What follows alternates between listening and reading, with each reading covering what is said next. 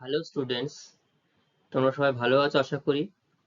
আচ্ছা, আজকে আমাদের আবার নতুন কোনো একটা অধ্যায় নিয়ে, নতুন অংশ নিয়ে আজকে আমাদের আবার চলে এসেছি তোমাদের সামনে আমি। ঠিক আছে? তো পূর্বের ক্লাসে আমরা যা যা জেনেছিলাম, যা যা তোমাদের পড়ে আসতে একটু বলেছিলাম, তোমরা খুব ভালোভাবে সেটাকে জেনে এসেছো এবং সবাই খুব ভালোভাবে তার সঠিকভাবে উত্তরও দিতে পেরেছো। তো আশা করব আমি ভবিষ্যতেও তোমরা প্রত্যেকটা ক্লাস, প্রত্যেকটা বিষয় এরকম ভাবে খুব মনোযোগ সহকারে তোমরা শুনবে এবং সেটা খুব ভালোভাবে তোমরা সেটাকে তৈরি করবে, যাতে ভবিষ্যতে তোমাদের সেটা খুব কাজে লাগে। ঠিক আছে? যাতে তোমাদের পরে কোনো অসুবিধায় না পড়তে হয়। আচ্ছা, আজকে আমরা নতুন একটা ক্লাস নিয়ে আলোচনা করব। চলো সেটা নিয়ে আমরা এবার আলোচনা শুরু করি। আচ্ছা, এইখানে যে আমি ছবিটা রেখেছি তোমাদের সামনে, কেউ বলতে পারবে এই ছবিটা কোথাকার ছবি? এই ছবিটা হচ্ছে তাজমহলের ছবি, তাই তো? আচ্ছা, তাজমহল কে কে দেখেছো তোমরা? ছবিতে তো আমরা সবাই দেখেছি। আচ্ছা, এই তাজমহল কেউ কি সামনাসামনি গিয়ে কেউ কি দেখার চেষ্টা করেছো, বা কারোর কি দেখা হয়েছে? যে দু একদিনের হয়েছে, তাই না? বলো তো এই তাজমহলটা কোথায় অবস্থান করে, মানে কোন রাজ্য বা কোন শহর আমরা যদি বলি? এটা আগ্রাতে, তাই তো? আচ্ছা, এটা কোন নদীর তীরে অবস্থান করে জানো? এটা হচ্ছে যমুনা নদীর তীরে অবস্থান করে। বাহ! তো ঠিক আছে, আমরা দেখো, তো আজকের আমরা ক্লাসের শুরুতে হঠাৎ করে তাজমহলের ছবি কেন দেখাচ্ছি? এটা তো একটা ইতিহাসের একটা অংশ, যেখানটায় কোনো এক সম্রাট, মুঘল সম্রাট তার স্ত্রীর মানে উদ্দেশ্যেই, ভালোবাসার স্মৃতি হিসাবে তাজমহলটা বানিয়েছিল, তাই তো? তো এইখানটাতে দেখানোর আমার একটা কারণ হচ্ছে, আচ্ছা বলো তো এই যে তাজমহলটা যেটা বানানো হয়েছে, এটা কি ধরনের শিলা দিয়ে স্থাপন করা হয়েছে, তোমরা কি কেউ দেখেছো? এই তোমরা কি কেউ শুনেছো বা জানো? এটা হচ্ছে যে শিলাটা, সেটা হচ্ছে, সেই শিলাটার নাম হচ্ছে রূপান্তরিত শিলা। কিন্তু যদি স্পেসিফিক ভাবে বলা যায় এটা কি ধরন, কি শিলার নামটা কি, সেই পাথরটার নাম কি, তাহলে সেটাকে আমরা এটা বলতে পারি মার্বেল। ঠিক আছে? এটা মার্বেল পাথর দিয়ে সম্পূর্ণ এই যে স্মৃতিসৌধটা, এটা দিয়ে তৈরি করা হয়েছে। তো এটা কিভাবে হলো মার্বেল, সেইটাই আমরা আজকে ধীরে ধীরে আলোচনা করব। ঠিক আছে? বা আমি তোমাদের সামনে পরিচিত কয়েকটা শিলা আমি তোমাদের সামনে একটু দেখাই, বলবো। আর এই যে স্মৃতিসৌধটা, এই স্মৃতিসৌধটা যমুনা নদীর নাম এই জন্যই করলাম, এখন আমাদের ভারতবর্ষে পরিবেশ দূষণের মাত্রা এতটাই বেড়ে গেছে যে এই স্মৃতিসৌধগুলোও কিন্তু ব্যাপকভাবে ক্ষতিগ্রস্ত হয়ে পড়ছে। এই মার্বেলের উপরের অংশগুলো, এই যে গম্বুজ যেগুলো দেখতে পাচ্ছ, উপরের অংশগুলো বিভিন্নভাবে ক্ষয় হতে শুরু করছে। ঠিক আছে? সেগুলো অ্যাসিড বৃষ্টি হতে পারে, জল দূষণের কারণে হতে পারে, গ্লোবাল ওয়ার্মিং এর কারণে হতে পারে, বিভিন্ন কারণ, একটা কারণ নয়। ঠিক আছে? আচ্ছা, আরো তোমাদের কাছে পরিচিত কয়েকটি জিনিস একটু আমি দেখাই, বা দেখাবো না, বলবো। সেটা হচ্ছে, দেখো এই যে তাহলে শিলা, আচ্ছা তোমাদের সামনে পরিচিত একটু কয়েকটা জিনিস তোমাদের সামনে বলি। সেটা হচ্ছে যে রেল লাইনে যে পাথরগুলো পড়ে থাকতে দেখো বা দেখেছো, সেটাও কিন্তু এক ধরনের শিলা। সেটা কি ধরনের শিলা কি জানো? সেটা হচ্ছে ব্যাসল্ট শিলা। ঠিক আছে? ব্যাসল্ট। তবে এই শিলাটার নাম কি হচ্ছে? এটা হচ্ছে এক ধরনের আগ্নেয় শিলা। আচ্ছা, তোমরা পেন্সিল ব্যবহার করছো সবাই ছোটবেলাতে, এখনো ব্যবহার করতে হয় ছবি আঁকার জন্য। এই পেন্সিল যে আমরা লিখি, এটাও কিন্তু একটা শিলা থেকে রূপান্তরিত হয়ে এই শিলাটাই এসছে। বুঝলে? তো পেন্সিলের শেষে কি থাকে, যেটা দিয়ে আমরা লিখি পেন্সিলটা? গ্রাফাইট। ঠিক আছে? এটাও কিন্তু এক ধরনের একটা রূপান্তরিত শিলা থেকে আসে। তো চলো আমরা ধীরে ধীরে কিভাবে শিলা থেকে মাটি কিভাবে প্রস্তুত হচ্ছে সেইটা সম্পর্কে আমরা জানবো। শুরুতে আমি যে ছবিটা তোমাদের দেখিয়েছি, দেখো বৃহৎ বৃহৎ যখন কোনো পাথরের খণ্ড থাকবে, শিলার খণ্ড থাকবে, সেইখান থেকে এটা বড় বড় প্রস্তর চাই বলতে পারি, প্রথম যে ছবিটার কথা বলা হয়েছে, তার থেকে ছোট ছোট ক্ষুদ্র ক্ষুদ্র শিলাকণায় পরিণত হলো। আরো ছোট ছোট সূক্ষ্ম সূক্ষ্ম কণা এবার প্রত্যেকটা সূক্ষ্ম সূক্ষ্ম কণায় পরিণত হয়েছে। সেখান থেকে চলে আসলো ক্লেস অর্থাৎ কাদাতে বা মাটিতে। ঠিক আছে? আর এই মাটি যখন হচ্ছে, এই মাটির ওপরে মানুষ তার নিজস্ব প্রয়োজনে এবং স্বাভাবিকভাবে যেমন স্বাভাবিক উদ্ভিদ তৈরি হচ্ছে, আবার মানুষ নিজস্ব প্রয়োজনে খাদ্য সংস্থানের জন্য সেখানে বিভিন্নভাবে খাদ্য ফসল যেমন রোপণ করছে, শস্য স্থাপন করছে সেখানটাতে। ঠিক আছে? তো চলো এবার আমরা মূল অধ্যায়ে ফিরে আসি। তো প্রথমে শিলা থেকে মাটি বলতে গেলে শিলাটা কিভাবে সৃষ্টি হয়েছে, কত ধরনের শিলা আছে এবং তাদের বৈশিষ্ট্য সেগুলো জানতে হবে। তারপর এই শিলা থেকে কিভাবে মাটিতে পরিণত হয়ে যাচ্ছে সেটা জানলে আমাদের মানে ধারণাটা পুরোপুরি স্বচ্ছ ধারণা তৈরি হবে। তো শুরুতেই আমি তোমাদের যেটা বলছি সেটা হচ্ছে, প্রথমে শিলাটা কি সেই জিনিসটা আমাদের জানতে হবে। শিলা কি? শিলা বলছে পৃথিবী যে শক্ত আবরণে ঢাকা, সেটাই হলো শিলা। এই শিলা আসলে প্রকৃতিতে প্রাপ্ত এক বা একাধিক খনিজের সমসত্ব বা অসমসত্ব মিশ্রণ। তাহলে বোঝা গেল পৃথিবী, আমাদের এই যে পৃথিবী একটা শক্ত আবরণ দিয়ে ঢাকা রয়েছে, সেটাকে আমরা শিলা নামে চিহ্নিত করছি। আর এই যে শিলা, এর মধ্যে কিন্তু প্রচুর রকমের খনিজ পদার্থ, অর্থাৎ এখানে কি বলছে, এক বা একাধিক খনিজের সমসত্ব বা অসমসত্ব বলছে। যেখানে আছে এক ধরনের খনিজ সব এক জায়গায় পরপর মিলেমিশে রয়েছে, আবার কিছু কিছু জায়গা থাকতে পারে যেখানে খনিজগুলো মানে অনেক ধরনের খনিজ, একের বেশি খনিজ পদার্থ সেখানটাতে একসঙ্গে মিলেমিশে রয়েছে। তো সেটাকে আমরা শিলা বলছি। বোঝা গেল? আচ্ছা, তো আমরা দেখা গেল প্রকৃতিতে তো অনেক রকমের শিলা দেখতে পাওয়া যায়, তার মধ্যেও তাদের সৃষ্টি এবং বৈশিষ্ট্য, এই যে দুটো জিনিস আছে, তাদের উপর ভিত্তি করে এই শিলাকে প্রধানত তিনটি ভাগে ভাগ করা যায়। কটি ভাগ বললাম? তিনটি ভাগে ভাগ করা যায়। এক নম্বর যে শিলাটা, সেই শিলাটাকে আমরা বলি আগ্নেয় শিলা বা প্রাথমিক শিলা। কেন প্রাথমিক শিলা বলছি? কারণ ভূপৃষ্ঠ সৃষ্টির বা পৃথিবী সৃষ্টির আদি লগ্ন থেকে এই শিলার জন্ম বা এই শিলার সৃষ্টি হয়েছে, সেই জন্য এটাকে আমরা আগ্নেয় শিলা বা প্রাথমিক শিলা বলতে পারি। বোঝা যাচ্ছে তো? আচ্ছা, সবাই কিন্তু ভালোভাবে শুনবে। আমি কিন্তু পড়াতে পড়াতে যে কোনো মুহূর্তেই যে কোনো কাউকে কিন্তু জিজ্ঞাসা করব যে কি আমি বললাম। ঠিক আছে? তো সবাই খুব বি কেয়ারফুল। আচ্ছা, এরপরে হচ্ছে পাললিক শিলা। পাললিক, দেখো তো পাললিক শিলা বলতে আমরা এখানে একটা ধারণা চলে আসছে পলির দ্বারা শিলা, যেটা পাললিক শিলা, যেটাকে আমরা দ্বিতীয় শিলা বলতে পারি। এরপর রূপান্তরিত শিলা, অর্থাৎ এই যে প্রথম যে দুটি শিলা আমরা বললাম, আগ্নেয় শিলা আর পাললিক শিলা, এখান থেকে রূপান্তর হয়ে মানে তাদের ধর্ম বৈশিষ্ট্য সম্পূর্ণভাবে পরিবর্তন হয়ে গিয়ে আবার যখন নতুন একটা শিলার উৎপন্ন হবে বা সৃষ্টি হবে, সেটাকে আমরা বলবো রূপান্তরিত শিলা। বোঝা যাচ্ছে তো? ছবিটা দেখলে সবাই একটু বুঝতে পারবে। দেখো শুরুতে যে আমি ইগনিয়াস রক্স দেখিয়েছি, অর্থাৎ কি বলতো, ইগনিয়াস রক্স আগ্নেয় শিলা, ভেরি গুড। দেখো এটা বলছে, এটা কিসের ছবি দেওয়া আছে?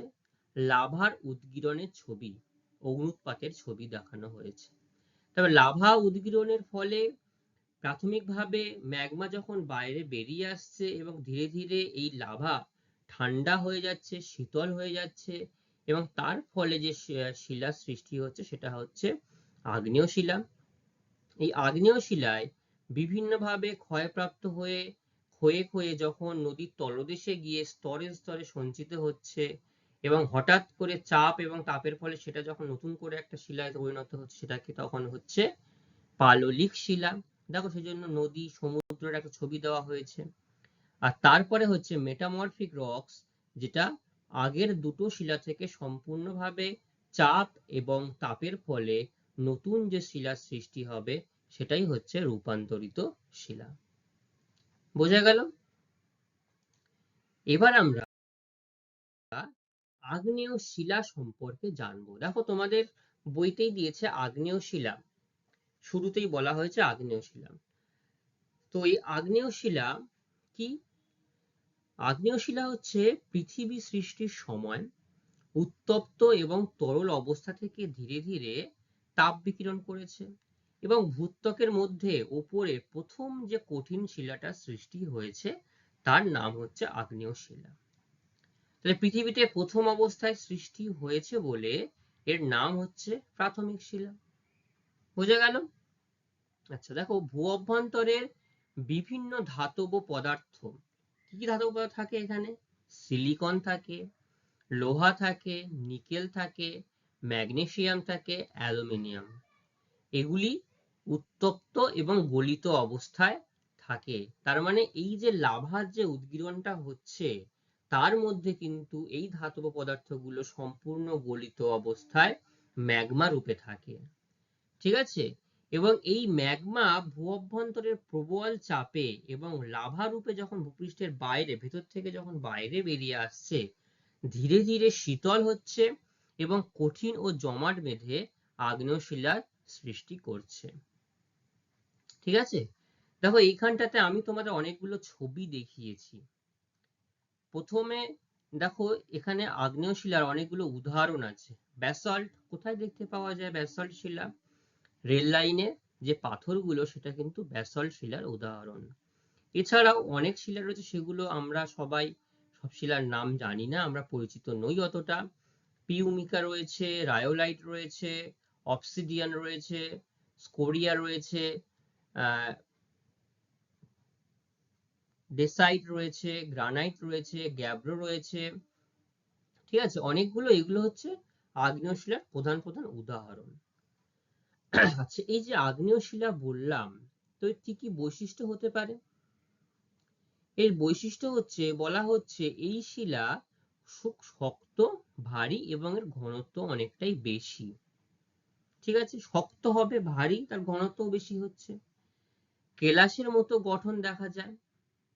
আচ্ছা, এই শিলায় উল্লম্ব দারণ অর্থাৎ জুড়ে থাকা এবং ফাটল উল্লম্ব দেখা যেতে পারে। ভঙ্গুরতা যথেষ্ট কম হওয়ায় ক্ষয় প্রতিরোধের ক্ষমতা বেশি। তাহলে এই শিলা কিন্তু সহজে ক্ষয়প্রাপ্ত হয় না এবং সবচেয়ে আদি শিলা বলে এটা কিন্তু দীর্ঘদিন ধরে এই পৃথিবী সৃষ্টির পর থেকে কিন্তু আমাদের সামনে, মানে পৃথিবীতে বিরাজমান, এবং সেটা সহজে কিন্তু ক্ষয় হয়ে যায়নি। দেখো এখানে আমি দুটো ছবি তোমাদের সামনে দেখিয়েছি, একটা লম্বা লম্বা একটা দারণ দেখা যাচ্ছে আর একটা গোলাকার ভূমিরূপ দেখা যাচ্ছে। এই গোলাকার যে ভূমিরূপটা, এটা হচ্ছে আমাদের গ্রানাইট শিলার দ্বারা যখন গঠিত ভূমিরূপ হয় সেটা এরকম গোলাকার দেখতে হয়। ঠিক আছে? আর এই যে লম্বা লম্বা যে জিনিস দেখতে পাচ্ছি এটা ব্যাসল্ট শিলা। এই ব্যাসল্ট যখন এরকম ভূমিরূপ তৈরি করে তখন এরকম ভাবে লম্বা আকৃতির ভূমিরূপ তৈরি হয় ব্যাসল্টের দ্বারা। ঠিক আছে? বোঝা গেল? আচ্ছা, কেউ একটু আমাকে বলো, আগ্নেয় শিলার দুটো উদাহরণ আমাকে বলো। কে বলতে পারবে? বলো। একটা হচ্ছে গ্রানাইট, ভেরি গুড। আর একটা শিলার নাম যেটা বললাম সেটা আমরা সবাই দেখতে পাই, ব্যাসল্ট। কোথায় দেখতে পাই বললাম? রেল লাইনে, তাই তো? Very good. আচ্ছা, এরপরে দেখো পাললিক শিলা। তো এই পাললিক শিলার আমি দ্বিতীয় ছবিটা প্রথমে একটু তোমাদের সবাইকে দেখতে বলছি। এই যে দ্বিতীয় ছবিটা দেখো, ছবিটার মধ্যে অনেকগুলো স্তর পরপর পরপর জমাটবদ্ধ হয়ে সংঘবদ্ধ হয়ে গেছে না? যেন মনে হচ্ছে অনেকগুলো লেয়ার, পরপর অনেকগুলো লেয়ার, একটা লেয়ার, দুটো লেয়ার, তিনটে লেয়ার, চারটে লেয়ার, এরকম ভাবে প্রচুর লেয়ার হিসাবে জমাটবদ্ধ হয়েছে, তাই না? কেন এরকম লেয়ার হলো? এবারে আমরা মূল জায়গায় চলে আসি, কেন লেয়ার হলো এটা আমি এবার বলছি। দেখো এই যে শুরুতে মানে প্রাথমিক শিলা হিসেবে কি বললাম, আগ্নেয় শিলা। তাহলে এই আগ্নেয় শিলাই কিন্তু পাললিক শিলা সৃষ্টি করবে। কিভাবে সৃষ্টি করছে? দেখো যে আগ্নেয় শিলাগুলো আমরা উদাহরণ বললাম, ব্যাসল্ট হতে পারে, গ্রানাইট হতে পারে, ডোলেরাইট হতে পারে, যে উদাহরণগুলো বললাম, এই শিলাগুলো যতই কঠিন হোক না কেন, ভূপৃষ্ঠের ওপর থাকার ফলে বিভিন্নভাবে জলবায়ুর বিভিন্ন কারণের জন্য, অর্থাৎ হিমবাহ, বায়ু, সমুদ্র তরঙ্গ, যে কোনো ইত্যাদি প্রাকৃতিক প্রভাবে এইগুলো যখন ধীরে ধীরে ক্ষয় পেয়ে যাবে, ঠিক আছে, ক্ষয়প্রাপ্ত হয়ে যাবে, সূক্ষ্ম সূক্ষ্ম দানা কলিকণায় পরিণত হয়ে যাবে, তখন কি হবে, উৎস স্থান থেকে, অর্থাৎ যে স্থানে শিলাটা পড়ে রয়েছে সেইখান থেকে যে কোনো ভাবেই হোক, বায়ুর দ্বারা হতে পারে, নদীর দ্বারা হতে পারে, সেখান থেকে পরিবাহিত হয়ে সমুদ্র, নদী বা কোনো হ্রদের তলদেশে জমা হবে। ঠিক আছে, ধরো আমাদের অঞ্চলে বা কোনো একটা পাহাড়ি অঞ্চলে দেখা গেল একটা গ্রানাইট বা একটা ব্যাসল্ট শিলা রয়েছে। তো দীর্ঘদিন থাকার ফলে সেখান থেকে সূক্ষ্ম সূক্ষ্ম কণা বা যেটা কি বলা হয় নুড়ি, সেখান থেকে ক্ষয়ে যাচ্ছে। সেইটা যখন নদীর দ্বারা বা বায়ুর দ্বারা সেটা যখন ওই স্থান থেকে অপসারিত হয়ে অন্য কোনো স্থানে গিয়ে নদীর তলদেশে বা সমুদ্রের তলদেশে বা হ্রদের তলদেশে জমা হবে। ঠিক আছে, এবং এটা একদিনে একটুখানি দ্বারা হবে না, দীর্ঘদিন ধরে বিভিন্ন অংশ থেকে এই যে শিলার খণ্ড, শিলা চূর্ণ, শিলার স্তরগুলো যখন স্তরে স্তরে সঞ্চিত হবে, এই কথাটা বারবার শোনো, স্তরে স্তরে সঞ্চিত হবে। ঠিক আছে, সঞ্চিত হবে এবং তারপরে যখন চাপের ফলে জমাট বেঁধে কিন্তু পাললিক শিলার সৃষ্টি হবে। ঠিক আছে, তাহলে শুধু স্তরে থাকলেই হবে না, তারপরে ভূপৃষ্ঠের বিভিন্ন চাপ অথবা তাপের ফলে এটা একটা সংঘবদ্ধ অবস্থায় চলে আসছে। এই যে ছবিটা এবার দেখো, কেন স্তর হলো বুঝতে পারছো? এর ফলেই কিন্তু পাললিক শিলার সৃষ্টি হবে। বোঝা গেল স্টুডেন্টস? আচ্ছা, এই শিলার মধ্যে বালি, পলি এবং কাদার ভাগ বেশি থাকে, তাই পলি জমাট বেঁধে সৃষ্টি হওয়ার জন্য এর নাম হচ্ছে পাললিক শিলা। গুরুত্বপূর্ণ উদাহরণ হিসাবে আমরা কি বলতে পারি? চুনা পাথরের নাম করতে পারি, বেলে পাথরের নাম করতে পারি, আর কাদা পাথরের নাম করতে পারি। ঠিক আছে, তো দেখো এখানে ছবিতে আমি দেখিয়েছি ব্রেসিয়া, কংগ্লোমারেট, লাইমস্টোন মানে যেটা হচ্ছে তোমার চুনা পাথর, স্যান্ডস্টোন মানে কি, স্যান্ড মানে কি বালি, আর স্টোন মানে পাথর। তাহলে এই যে বালির অংশগুলোই দেখা গেল চাপে এবং তাপে যখন একটা কঠিন আকার নেবে, সেটাকে আমরা বালি পাথর বলছি। আর শেল হচ্ছে, শেলটা কি বলবো, শেল তোমরা সবাই ব্যবহার করেছো, আমি একটু পরে বলছি। শেলটা হচ্ছে যখন এই যে নদীর তলদেশে যে মাটির আস্তরণ থাকে, সেইটা যখন চাপে এবং তাপে এই শেলের আকার ধারণ করছে। এই পাললিক শিলা কি কি বৈশিষ্ট্য আছে দেখো, তো তোমাদের পাঠ্যসূচিতে দেখবে প্রত্যেকটা শিলার ওই বৈশিষ্ট্য খুব মানে বলাই নেই, সংজ্ঞার সাথে একটা কিংবা দুটো লাইনে বলে দিয়েছে। আমি সেখানে পয়েন্ট করে তোমাদেরকে দেখিয়েছি, অনেকগুলো পয়েন্ট বলা আছে, সেখান থেকে 3টি অথবা 4টি করে বৈশিষ্ট্য কিন্তু তোমাদের অবশ্যই মনে রাখতে হবে। ঠিক আছে, আচ্ছা দেখো বৈশিষ্ট্য কি কি আছে। পাললিক শিলার সাধারণত স্তরায়ন এবং কাদার চিড় খাওয়া দাগ লক্ষ্য করা যায়। তো কাদার মধ্যে থেকেই তো তৈরি হচ্ছে, কাদার দাগ লক্ষ্য করা যাবেই 100 বার। এই শিলাতেই জীবাশ্ম দেখা যায়।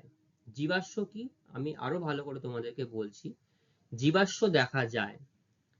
এই শিলায় সচ্ছিদ্রতা ও ভঙ্গুরতা দেখা যায়। সচ্ছিদ্রতা মানে ছিদ্র, ঠিক আছে, ছিদ্র থাকে যেখানে জল বা বাতাস প্রবেশ করে থাকে, ছিদ্র থাকে, এবং যত ছিদ্রের পরিমাণ বেশি থাকবে ভেঙে যাওয়ার সম্ভাবনা বেশি থাকে। এই শিলার প্রবেশ্যতা খুব বেশি, সচ্ছিদ্র মানে প্রবেশ্যতা, যে কোনো জিনিস খুব সহজে প্রবেশ করবে। ক্ষয় প্রতিরোধের ক্ষমতা বিভিন্ন রকম হয়। বিভিন্ন রকম কেন হয়? খনিজের যে ধারণ অনুসারেই বিভিন্ন অংশের ক্ষয়, যদি কোনোটায় বেশি হয় কোনোটায় কম হতে পারে। কয়লা, খনিজ তেল, প্রাকৃতিক গ্যাসের ভান্ডার কিন্তু এই শিলা। আমাদের এই জিনিসটা খুব ভালোভাবে মনে রাখতে হবে। এই যে আমরা প্রাকৃতিক সম্পদ গ্রহণ করি, এই প্রাকৃতিক সম্পদগুলো অর্থাৎ কয়লা, যেটা আমাদের দৈনন্দিন জীবনের ক্ষেত্রে বিভিন্নভাবে আমাদের সাথে জড়িয়ে রয়েছে, খনিজ তেল, ঠিক আছে, বিভিন্ন রকম গ্যাস, সব কিন্তু এই পাললিক শিলার স্তর থেকেই পাওয়া যায়। ঠিক আছে।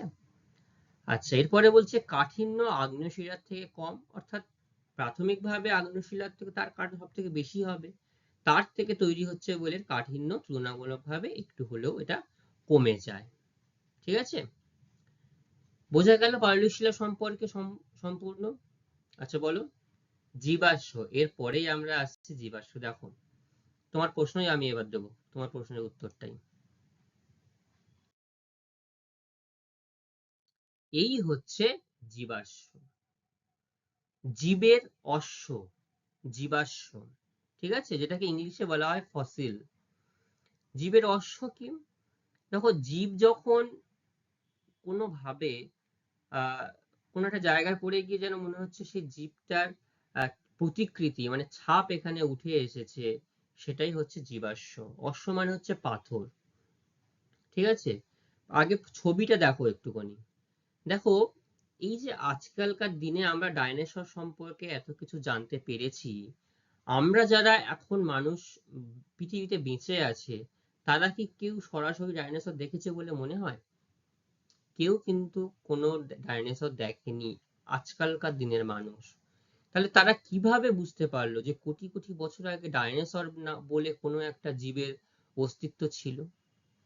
এগুলো কিন্তু এই জীবাশ্মই আমাদেরকে বিভিন্ন ভূতত্ত্ববিদ বা বিভিন্নভাবে গবেষণার সাহায্যে এগুলো আমরা জানতে পেরেছি। দেখো, ডাইনোসর ডাইস ইন রিভার, প্রথম যে ছবিটাই বলছে, তো দেখা গেল ডাইনোসর চলতো তারা, বা যে কোনো ভাবে ডাইনোসর নদীর তলদেশে চাপা পড়ে গেছে, মৃত হয়ে গেছে। তো যখন এবার দীর্ঘ দিন ধরে তার উপরে কি হয়েছে, যেটা আমি বললাম, যে নুড়ি কাঁকর পলি বালি স্তরে স্তরে সঞ্চিত হতে শুরু করেছে সমতলদেশে, স্তরের পর স্তর, কয়েক হাজার বছর ধরে, কয়েক কোটি বছর ধরে, লক্ষ বছর ধরে সেগুলো স্তর হতে শুরু করেছে।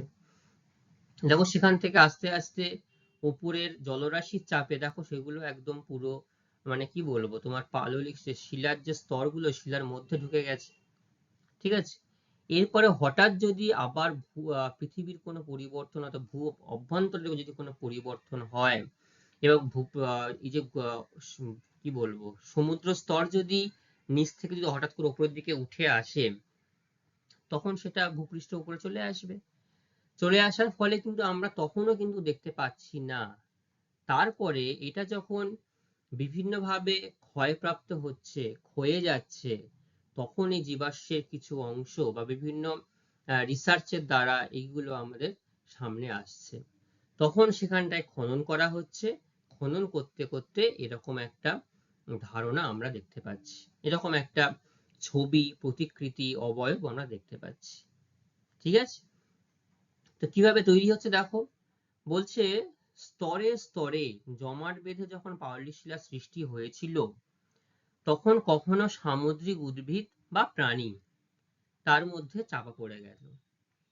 চাপা পড়ে যাওয়ার ফলে পাললিক শিলার মধ্যে ওই উদ্ভিদ এবং প্রাণীর দেহ, সে দেহাবশেষের ছাপ থেকে গেছিল, এবং দীর্ঘদিন ধরে এই যে ছাপটা পড়ে গেল, এর ফলে কিন্তু জীবাশ্ম সৃষ্টি হয়েছে। ক্লিয়ার হলো? হ্যাঁ, কারণ এই যে জীবাশ্ম, যেটা এখন যেটা বোঝা যাচ্ছে বা বুঝতে পারছি আমরা, কারণ হাড় কিন্তু কখনোই তোমার নষ্ট হয়ে যায় না। বছরের পর বছর, কোটি কোটি বছর ধরে কিন্তু এই হাড় একই রকম ভাবে থাকে।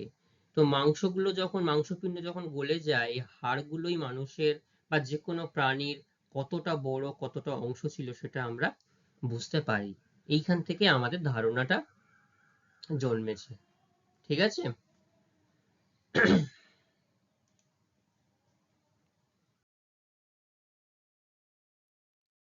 তাহলে আমরা কটা শিলা এতক্ষণে পড়লাম? আগ্নেয় শিলা আর পাললিক শিলা, তাই তো? এই যে দুটি শিলা আমরা এতক্ষণ জানলাম, প্রাথমিক শিলা কাকে বলবো আমরা? আগ্নেয় শিলাকে। Very good. আচ্ছা বলতো কোন শিলায় জীবাশ্ম দেখতে পাওয়া যায়? কোন শিলায়? পাললিক শিলাতে। কোন শিলাতে খনিজ দ্রব্য দেখতে পাওয়া যায়, সংগ্রহ করা হয়? পাললিক শিলাতে। Very good. এরপরে আমরা আসছি রূপান্তরিত শিলা। দেখো রূপান্তরিত শিলা মানে রূপের অন্তর হচ্ছে রূপান্তরিত শিলা। কি বলছে? আগ্নেয় শিলা এবং পাললিক শিলা ভূ অভ্যন্তরের প্রচন্ড চাপ এবং তাপের ফলে এবং রাসায়নিক বিক্রিয়ার মাধ্যমে দীর্ঘ সময় ধরে তার পুরানো ভৌত রাসায়নিক ধর্ম যদি সম্পূর্ণ হারিয়ে ফেলে এবং নতুন ধর্মবিশিষ্ট একটা শিলায় পরিণত হয়, তাকে আমরা রূপান্তরিত শিলা বলবো। বোঝা গেল? তাহলে আগ্নেয় শিলা, পাললিক শিলা, এই দুটো শিলা থেকে রূপান্তরিত শিলার সৃষ্টি হবে। তাদের প্রচন্ড চাপ এবং তাপ এছাড়াও রাসায়নিক বিক্রিয়া, এদের জন্য যখন পূর্ববর্তী ভৌত এবং রাসায়নিক ধর্ম সম্পূর্ণ হারিয়ে যাবে এবং নতুন একটা ধর্মবিশিষ্ট একটা শিলার উৎপন্ন হবে, সেটাকে আমরা বলছি রূপান্তরিত শিলা। ঠিক আছে? অত্যাধিক তাপে কি হলো? পিট কয়লা থেকে গ্রাফাইট তৈরি হলো। গ্রাফাইট প্রথমে বলেছিলাম পেন্সিলের যে শীষ, পেন্সিলে লিখি, পিট কয়লা থেকে গ্রাফাইট তৈরি হলো। প্রচন্ড চাপে শেল থেকে স্লেট তৈরি হলো। শেল কোথায় হয়েছিল? পাললিক শিলার মধ্যে শেল তৈরি হয়েছিল। শেল থেকে স্লেট। আচ্ছা এই স্লেট কি আমরা ব্যবহার করেছি? তোমাদের মধ্যে সেরকম স্লেটের ব্যবহার নেই। আমরা ছোটবেলায় কিন্তু স্লেট ব্যবহার করেছি। যদি তোমার বাবা মাকে জিজ্ঞাসা করবে, বাবা মাকে জিজ্ঞাসা করলে দেখতে পাবে স্লেট আমরা ছোটবেলাতে, এই আজকে যেটা ব্ল্যাকবোর্ড দেখছো এরকম একটা ছোট্ট সংস্করণ ছিল, ছোট্ট মানে এই বইটার মতোই। ঠিক আছে? এই যে আমাদের বই আছে, ঠিক এই বইটার মতোই এরকম দেখতে ছিল, এই বইটার মতোই। তো এটাকে আমরা কি করতাম, এরকম ভাবে হোক, কি বলবো দেখা যাচ্ছে না, এরকম ভাবে হোক বা এরকম ভাবে আমরা, খড়ি ছিল, খড়ি দিয়ে আমরা লিখতাম, আবার জল দিয়ে একটা কাপড় ছিল, কাপড় ছিল সেটা দিয়ে মুছে দিতাম, আবার লিখতাম। স্লেট ছিল। এখন তোমরা খুব একটা দেখোনি, এখন আর দেখা যায় না, কারণ এখন আধুনিক টেকনোলজি চলে এসছে, মডার্ন টেকনোলজি এসছে। তো এখন যেটা দেখা যায়, দেখি একটা প্লাস্টিকের মতো ইয়ে আছে, সেখানটায় আমরা লিখছি, আবার সেটাকে ওয়াইপ করে দিচ্ছি, মুছে যাচ্ছে, আবার লিখছি, ওয়াইপ হচ্ছে। মানে ওটা স্লেটের বলা যায় একটা অত্যাধুনিক আধুনিক সংস্করণ। আচ্ছা ঠিক আছে? তো স্লেট যখন আমরা যখন ভেঙে যেত তখন দেখতাম এই স্লেটের মধ্যেও প্রচুর মানে কি বলবো স্তর, অনেকগুলো পাতলা পাতলা পাতলা পাতলা স্তর সেখানটায় থাকতো। ঠিক আছে? তো দেখো যেটা বললাম, তাহলে সেটা হচ্ছে তোমার সেল থেকে স্লেট তৈরি হচ্ছে। আচ্ছা প্রধানত চাপের ফলে বিশাল অঞ্চল জুড়ে শিলার আঞ্চলিক বা ব্যাপক রূপান্তর যেটা ঘটছে সেটা হচ্ছে স্লেট হচ্ছে। আর স্পর্শ বা তাপের ফলে শিলার যখন কোনো স্থানীয় রূপান্তর হচ্ছে সেটাকে বলা হচ্ছে মার্বেল। ঠিক আছে? আচ্ছা এই রূপান্তরিত শিলার কি কি বৈশিষ্ট্য হতে পারে? রূপান্তরিত শিলার বৈশিষ্ট্য বলতে, এই যে রূপান্তরিত শিলা, এর একটা অন্যতম গুরুত্বপূর্ণ উদাহরণ হচ্ছে মার্বেল। ঠিক আছে? দেখবে এখন আমাদের বাড়িতে, প্রায় অনেক বাড়িতেই আমাদের মেঝেতে মার্বেল পাথর বসাই। সব মার্বেল দোকানগুলোতে গিয়ে দেখবে খুব মানে ছোট ছোট থেকে বড় বড় থেকে অনেক বড় মার্বেল আমরা দেখতে পাই। এগুলো মূলত একটা বিশাল অঞ্চল জুড়ে যখন চুনা পাথর তার তাপ এবং তার স্থানীয় রূপান্তর হয়ে যাচ্ছে, তখন সেটাকে মার্বেলে রূপান্তরিত হয়ে গেছিল। ঠিক আছে? সেখান থেকেই ব্যবসায়িক বিভিন্ন বাণিজ্যিক কারণে সেই মার্বেল গুলো ছোট ছোট কারণে ফ্যাক্টরিতে এনে কাটা হচ্ছে, সেইখান থেকে আসছে। তারপর এটাকে আবার পালিশ করতে হয়। পালিশ করলেই তবেই কিন্তু এর যে ভেতরের যে স্বচ্ছতা, গ্লেজটা আমরা দেখতে পাই। ঠিক আছে? তো শুধু উদাহরণ হিসাবে মার্বেল নয়, যেটা বললাম গ্রাফাইট সেটাও তৈরি হয়। দেখো মার্বেল আছে, অ্যান্থ্রাসাইট আছে, নিস আছে, হর্নফেলস আছে। ঠিক আছে? কোয়ার্টজাইট, ফিলাইট, স্লেট, এগুলো অনেক রকম আছে। তো তার বৈশিষ্ট্য কি কি আছে এই রূপান্তরিত শিলার বৈশিষ্ট্য? রূপান্তরিত শিলার বিশেষত্ব হচ্ছে রূপান্তরের ফলে আগ্নেয় বা পাললিক শিলা অনেক বেশি কঠিন হয়ে যায়, অর্থাৎ আগে যা ছিল তার থেকে আরো বেশি যেন কঠিন হয়ে যায়। ঠিক আছে, এই শিলা কেলাসযুক্ত হতে পারে। আচ্ছা, আর কি আছে? আগ্নেয় শিলা রূপান্তরিত হলে তা আগের তুলনায় আরো মসৃণ, আরো চকচকে এবং কেলাসিত হয়ে যায়। তাহলে প্রাথমিক অবস্থায় যা ছিল সেটা আরো বেশি বেশি করে হয়ে যাচ্ছে। পাললিক শিলা রূপান্তরিত হলে তার ভঙ্গুরতা কমে যায়। আমরা যখন পাললিক শিলা পড়ছিলাম একটু মনে করে দেখো, যেহেতু তার সচ্ছিদ্রতার পরিমাণটা অনেকটাই বেশি, তার ভঙ্গুরতার পরিমাণটাও বেশ বেশি। রূপান্তরের ফলে শিলার ভেতরের খনিজ অবস্থার পরিবর্তন ঘটছে। ঠিক আছে, যখন পরিবর্তন হলো তখন কি হয়, একই ধর্ম বিশিষ্ট যে খনিজ পদার্থগুলো তখন সব কাছাকাছি চলে আসে। আচ্ছা, পাললিক শিলায় কি দেখা যায় বলেছিলাম, একমাত্র এই শিলাতেই জীবাশ্ম। তো এই পাললিক শিলা যখন রূপান্তরিত শিলায় পরিণত হয়ে যাচ্ছে তখন যে জীবাশ্মগুলো সেগুলো কিন্তু সম্পূর্ণভাবে নষ্ট হয়ে যাচ্ছে, সেগুলো আর অস্তিত্ব দেখা যাচ্ছে না, থাকছে না। আচ্ছা, কিসের থেকে পরিবর্তন হয়ে রূপান্তরিত শিলায় পরিণত? গ্রানাইট যদি রূপান্তরিত শিলায় পরিণত হয় তাহলে সেটা নিস শিলায় পরিণত হবে। শেল শেল থেকে পরিণত হবে স্লেটে। স্যান্ডস্টোন স্যান্ডস্টোন থেকে পরিণত হবে কোয়ারজাইট, অর্থাৎ যেটা বালি পাথর থেকে চলে যাবে কোয়ারজাইট। আর লাস্টে আমি দেখিয়েছি লাইমস্টোন, যেটা হচ্ছে চুনা পাথর। এই চুনা পাথর থেকে পরিণত হবে মার্বেল পাথরে। ঠিক আছে। আচ্ছা, তোমাদের বাড়িতে বা কোনোদিন কোথাও চুন ভেজাতে দেখেছো? চুনের মধ্যে যে জল দেওয়া হয় চুন কেমন করে জানো? আচ্ছা, একজন দেখেছে, বলো তো কেমন হয়? চুনের মধ্যে যে জল দেওয়া হয়, চুনের তো রাসায়নিক ধর্ম আছে, এবং তার সেখানে যখন জল মেশানো হয় সেটা কিন্তু একটা টকবক টকবক করে ফুটতে থাকে, তাই না?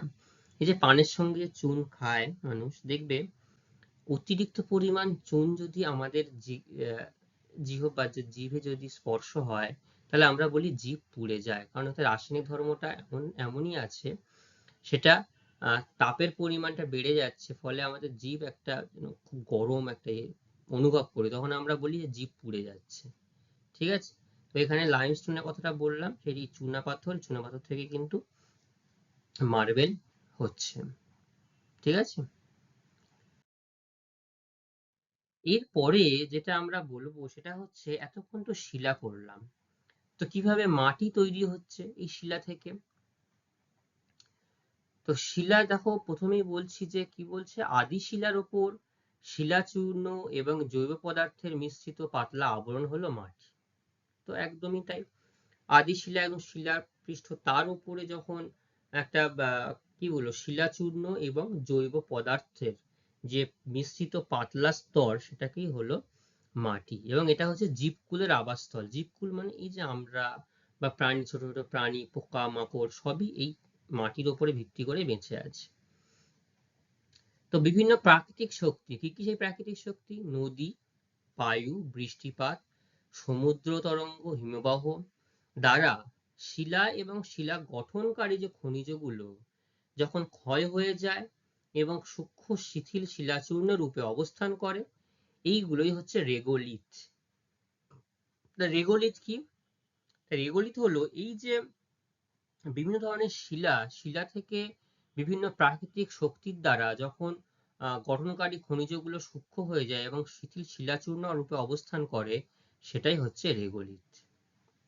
এর সাথে জল, বায়ু, জৈব পদার্থ মিশে মাটি সৃষ্টি হয়।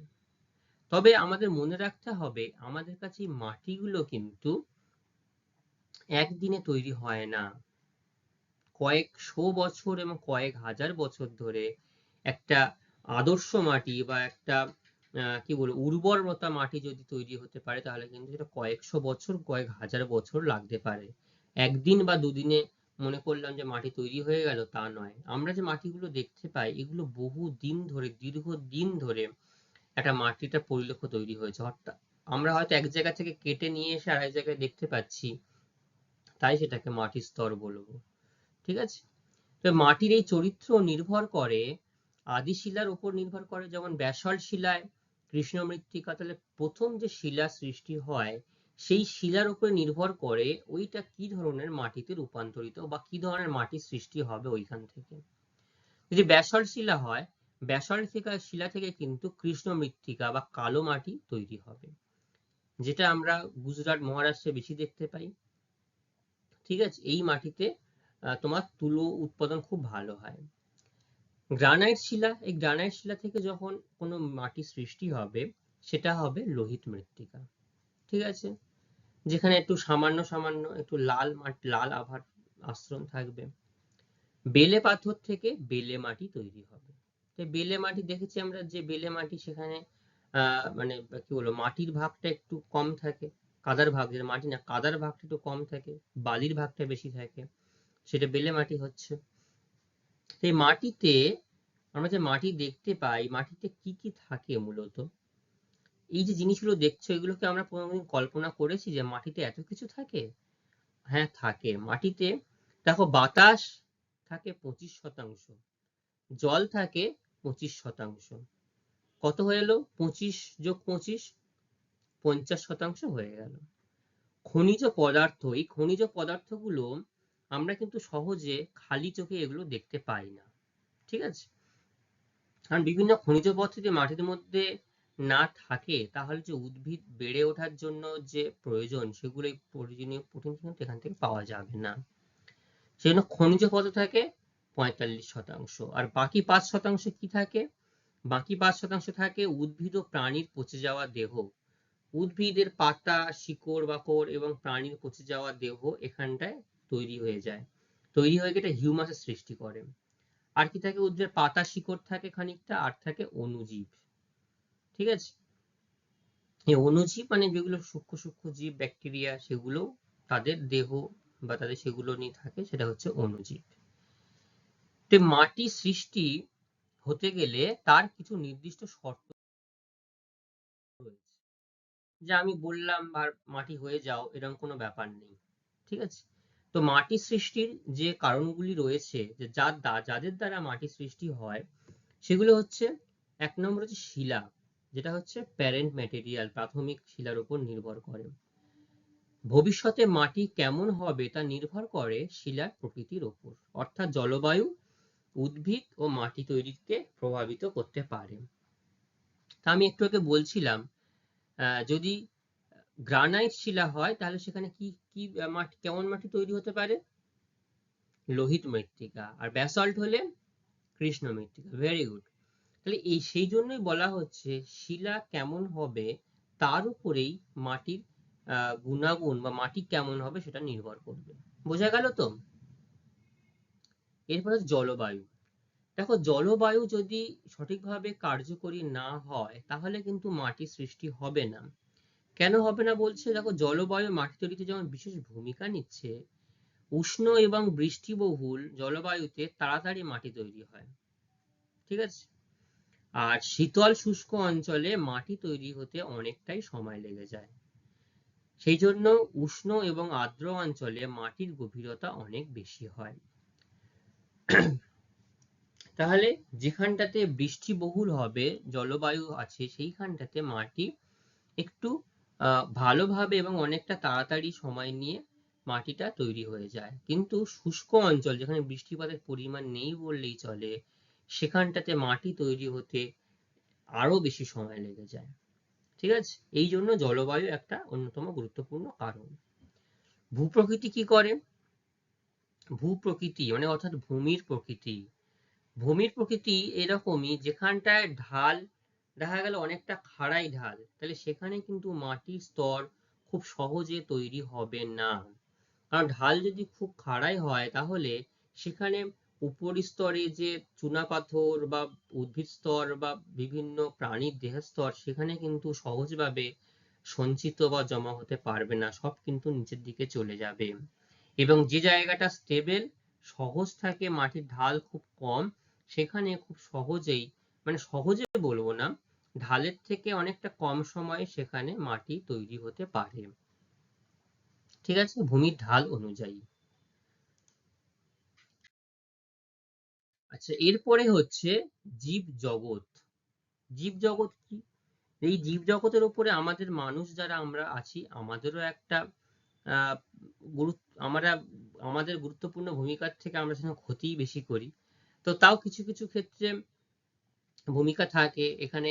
বিভিন্ন জীবিত মৃত উদ্ভিদ এবং তাদের প্রাণীর যে অংশগুলো মাটিতে থাকে সেগুলো একটা হিউমাসের সৃষ্টি করে। ঠিক আছে, এবং মাটির মধ্যে দেখবে অনেক সময় বিভিন্ন প্রকার পোকা, পিঁপড়ে থাকতে পারে, কেঁচো, ছুঁচো, সাপ, এগুলো মাটিকে খুঁড়ে খুঁড়ে মাটির উর্বরতা বাড়িয়ে তোলে। কারণ যখন খুঁড়ছে মাটির মধ্যে বাতাস প্রবেশ করছে, বাতাস প্রবেশ করার ফলে মাটিতে উর্বরতার জায়গা করছে, এবং তার ফলে এবং যখন ফাঁকা হয়ে যাচ্ছে ভেতরে বিভিন্ন খনিজ পদার্থ হোক বা এই যে গাছের পাতা এবং যে বিভিন্ন উপকারী পুষ্টি, সেই পুষ্টিগুলো মাটির ভিতরে প্রবেশ করছে। প্রবেশ করার ফলে মাটির উর্বরতা বৃদ্ধি পাচ্ছে। সময়, মাটি একদিনে তৈরি হয় না, যেটা আমি বারবার বলছিলাম। হাজার হাজার বছর লাগতে পারে, এমনকি লক্ষ লক্ষ বছরও লেগে যেতে পারে মাটি তৈরির জন্য। ঠিক আছে, মাটির দানা কেমন হবে? মাটির দানা, তো মাটির দানা বড় হতে পারে আবার সূক্ষ্ম হতে পারে। এই মাটির দানার ওপরে আবার আমাদের আহ কিভাবে, কি ধরনের মৃত্তিকা সৃষ্টি হবে সেটা কিন্তু এর উপরে নির্ভর করে থাকে। এখানে বলা হচ্ছে বেলে মাটি, যেটা বালি মাটি, বেলে মাটির দানা বেশ মোটা। তাহলে এদের মধ্যে ফাঁকও বেশি থাকে, ফলে জল ঢাললে কি হবে, সেই জল খুব তাড়াতাড়ি টেনে নেবে।